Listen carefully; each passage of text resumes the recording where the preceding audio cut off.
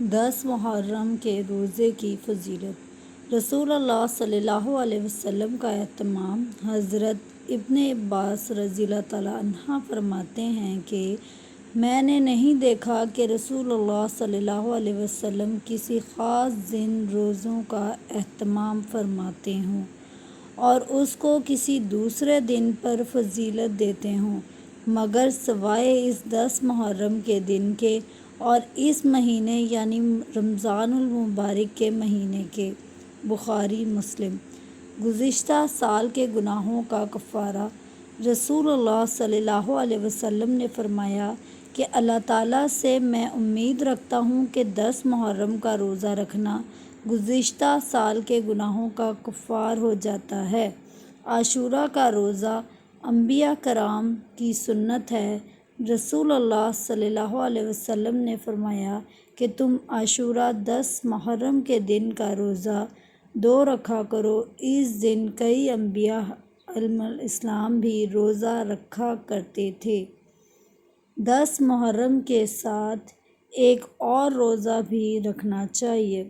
حضرت ابن عباس رضی اللہ تعالیٰ عنہ فرماتے ہیں کہ جس وقت رسول صلی اللہ علیہ وسلم نے 10 محرم کے دن روزہ رکھا اور صحابہ کو بھی اس دن روزہ رکھنے کا حکم دیا تو صحابہ نے عرض کیا کہ یا رسول اللہ یہ ایسا دن ہے کہ یہود و نصاری اس کی بہت تعظیم کرتے ہیں اور روزہ رکھ کر ہم اس دن کی تعظیم کرنے میں اور رکھ کر ہم کی یہودی و نصاری کی موافقت کرنے لگتے ہیں جبکہ ہمارے اور ان کے دین میں بڑا فرق ہے۔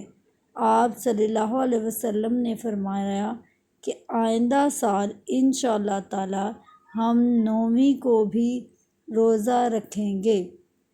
حضرت ابن عباس رضی اللہ تعالیٰ عنہ فرماتے ہیں کہ آئندہ سال محرم سے پہلے ہی ربیع الاول میں آپ صلی اللہ علیہ وسلم کا وصال ہو گیا۔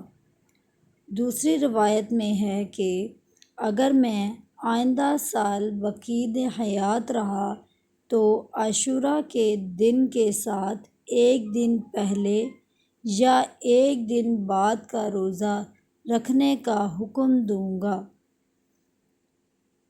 یہود کے ساتھ مشابہت نہ کی جائے۔